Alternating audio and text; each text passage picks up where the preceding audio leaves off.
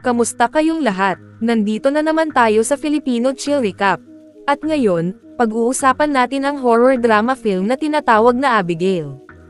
At bago tayo magpatuloy ay isa-shoutout muna natin si Maria Jessica Gallas, Jose Lende Yodeco, Jack Sebastian Gomez, Dimasher Cortado, at Aliza de Guzman. Maghanda na kayo dahil sa mga spoilers na darating. Ang pelikula ay nagsisimula sa pagpapakita ng isang batang ballet dancer na si Abigail habang nagpe-perform sa entablado. Samantala, sa ibang lugar, isang grupo ng hindi pa nakikilalang mga individual ang naghahanda sa kanilang plano, ang pagdukot kay Abigail. Pagka-uwi ni Abigail, agad silang kumilos. Bagamat pansamantalang napansin ng kanyang mga magulang ang tangkang pagdukot, hindi nila ito napigilan. Mabilis na tumakas ang mga salarin at sapilitang isinakay si Abigail sa kanilang sasakyan. Dinala siya sa isang tagong bahay sa liblib na lugar. Doon nila nakilala si Lambert, ang utak ng pagdukot. Matapos iyon, ikinulong nila si Abigail sa isang silid at nagtipon ang grupo sa sala para makinig sa mga utos ni Lambert. Sinabi niyang kailangang manatili sila roon ng 24 na oras hanggang sa matanggap ang ransom mula sa mga magulang ni Abigail. Bawal din silang gumamit ng tunay nilang pangalan. Pagkaalis ni Lambert, nagtipon ang 6 sa bar area. Habang nag-uusap, biglang nagbitaw ng personal na puna si Dean kay Joey. Sinagot naman ito ni Joey, na sinabing hindi siya tunay na kilala ni Dean. Pabirong sumagot si Frank at nag-alok ng $100 na pusta. Hinamon niya si Joey na hulaan ang kanyang pinagmulan. Para hindi mapahiya, sumali rin sa pusta sina Sammy at Peter. Sa simula'y nag-aalinlangan si Joey, pero tinanggap niya ang hamon. Isa-isa niyang tinukoy ang nakaraan ng bawat isa. Natukoy niyang dating pulis si Frank, dating bodyguard si Peter, at mula sa mayamang pamilya si Sammy. Sa huli, ibinunyag niya na hindi totoong matagumpay si Dean sa kanyang karera bilang motorcycle racer. Dahil sa kahihiyan, gumanti si Frank at tinangka na manghulaan ang nakaraan ni Joey. Sinabi niyang may pinagdadaanan itong personal na problema. Naiinis sa usapan, nagpaalam si Joey at nagdesisyong puntahan si Abigail. Pagdating niya sa silid, agad siyang tinanong ni Abigail kung sino siya at nasaan sila. Hindi sinagot ni Joey ang mga tanong, pero hiniling ni Abigail na tanggalin ang kanyang peering.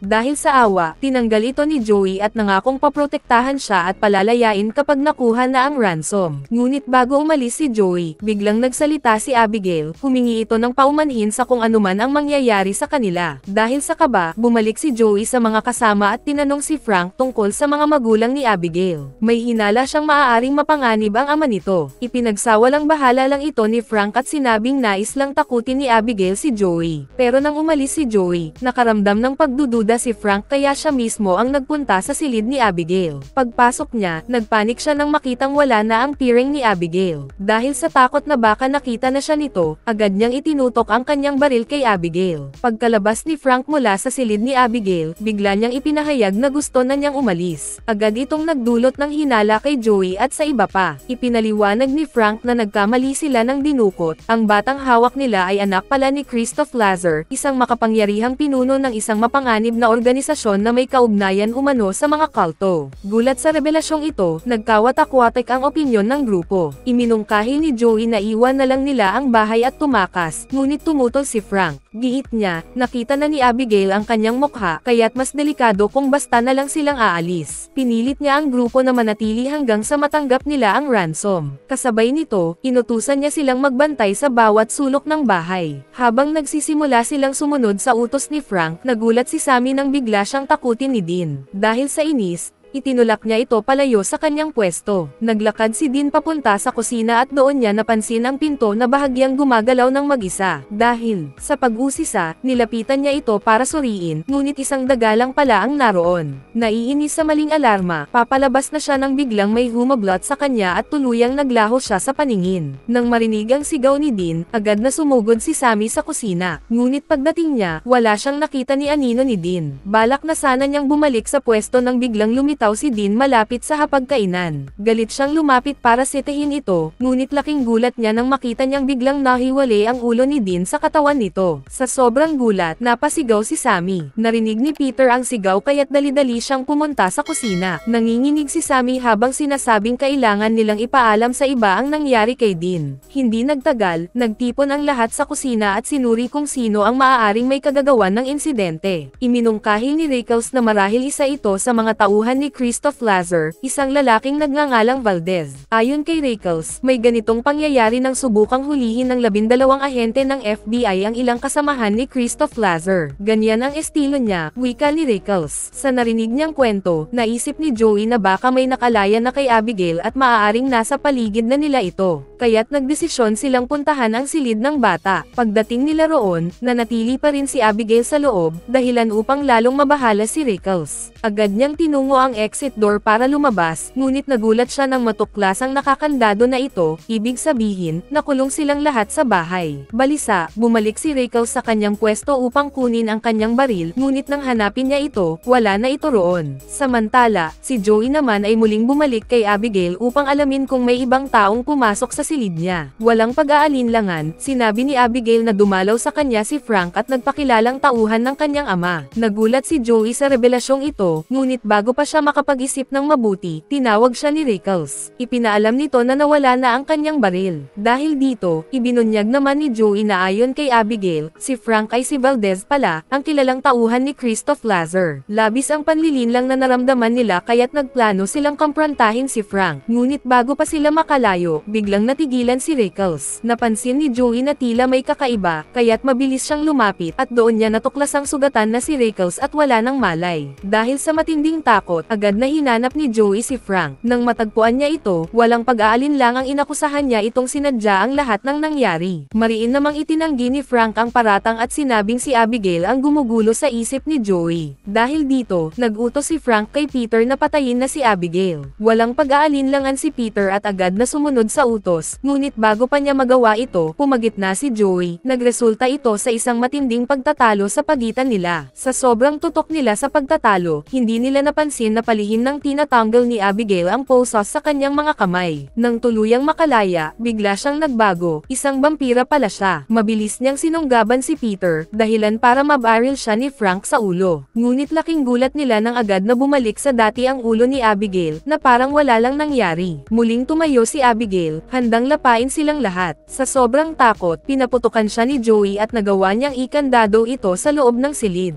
Sandaling nakahinga ng maluwag ang grupo at napagtanto nilang maling tao ang dinukot nila, isa pala itong vampira. Gayunpaman, desidido si Frank na tuluyan ng patayin si Abigail. Tutol dito si Joey dahil naniniwala siyang wala silang laban. Ngunit hindi nagpatinag si Frank, inutusan niya si Peter na gumawa ng sibat mula sa isang pulkyo at si Sammy naman ay kumuha ng bawang mula sa kusina. Matapos maghanda, hinarap nilang tatlo si Abigail at sinubukang atakihin ito. Sa kasamaang palad, masyadong malakas si Abigail para sa kanila. Halos mapatay silang lahat ngunit nagawa nilang makatakas at bumalik kay Joey. Dahil dito, nagmungkahi si Joey na muli nilang gamitan ng pampatulog si Abigail, ang parehong anestetikong ginamit nila noong una siyang dinukot. Napagtanto nilang ito lang ang kanilang natitirang paraan kaya't pumayag sila. Naghiwa-hiwalay sila upang hanapin si Abigail. Sa kanyang paglalakad sa isang madilim na pasilyo, biglang nadulas si Sammy at nahulog sa isang pool na puno ng mga buto at bangkay. Samantala, si Peter naman ay napaharap mismo kay Abigail sa anyo nitong vampira. Sa sobrang takot, agad siyang tumakbo. Habang patuloy na tumatakas, hindi sinasadyang natambo si Peter malapit kay Frank at aksidenteng naitulak ang isang pinto. Wala namang nangyaring masama sa kanya, ngunit napansin ito ni Abigail at sa halip na siya ang habulin, biglang inatake nito si Frank. Ilang saglit pa, dumating si Joey at sinubukang turukan si Abigail ng pampatulog, ngunit hindi niya naitentiya. Nahulog ang hirenggilya sa likod ng isang nakakandadong pinto. Maya-maya, dumating si Sammy upang tumulong, ngunit sa hindi inaasahang pangyayari, kinagat siya ni Abigail. Sa kabutihang palad, mabilis na kumilos si Peter at nagawang pigilan ang vampira. Sa puntong iyon, natagpuan ni Joey ang hirenggilya at agad na tinurukan si Abigail. Bigla itong nanghina at nawalan ng lakas. Sa wakas, nagawa nilang ikulong si Abigail sa isang pansamantalang hola. Doon, sinabi ni Joey na papalayain siya kung ipapakita niya ang daan palabas ng bahay. Ngunit sa halip na sumunod, inilantad ni Abigail ang tunay na pagkatao ng bawat isa sa grupo. Bukod dito, ibinunyag niyang si Lambert, ang utak ng pagdukot, ay nasa ilalim ng kanyang utos. Nag-alok pa si Abigail ng kaligtasan sa sino mang papayag na palayain siya. Sa loob ng ilang saglit, natukso si Peter na pakawalan siya, ngunit bago pa siya makagalaw, nagpaputok ng babalang putok si Joey. Matapos iyon, tinulungan niya si Sammy na buhatin si Peter papunta sa isang silid para gamutin. Habang naiwan mag-isa, si Frank ang nagbanta pantay kay Abigail. Sinubukan siyang hikayatin ng vampira na pakawalan siya,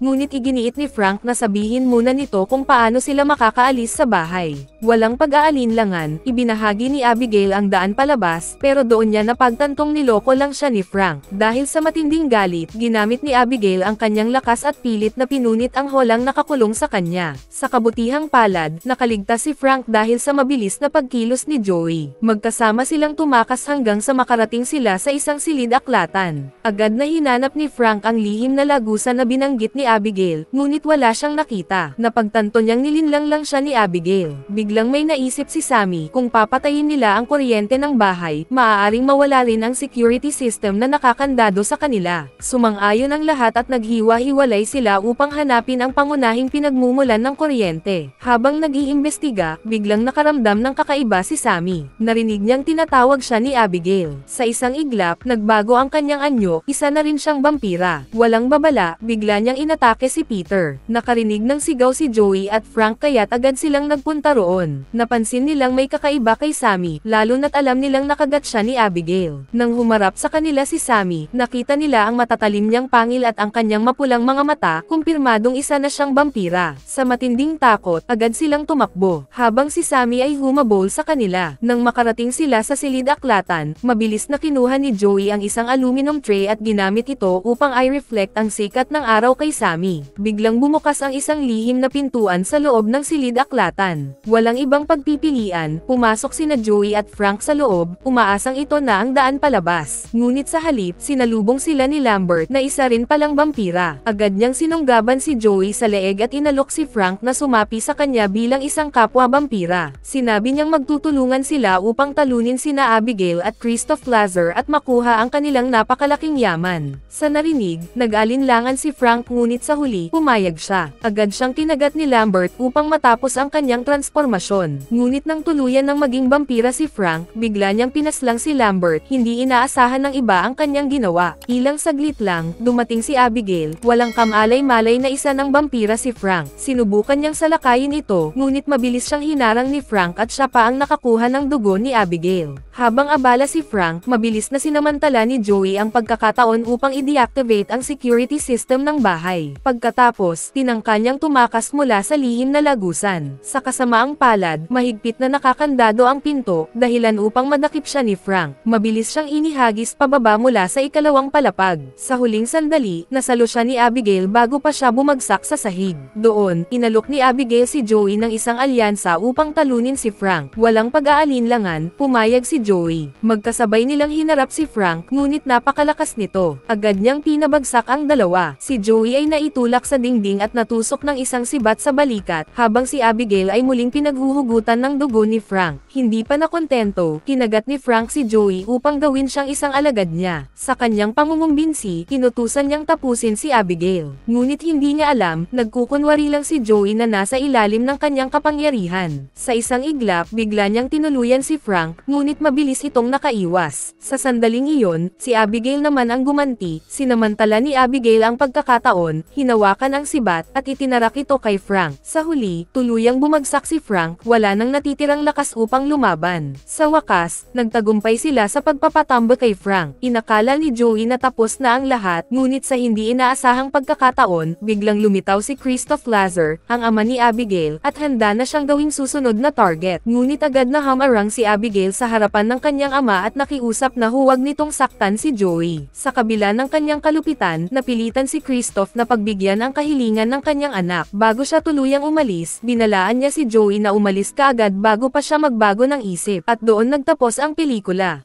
Mag-subscribe na kung hindi ka pa nakasubscribe, pindutin na rin ang notification bell at like button para sa marami pang movie recap katulad nito, at mag-iwan ng comment down below. And as always, thank you for watching.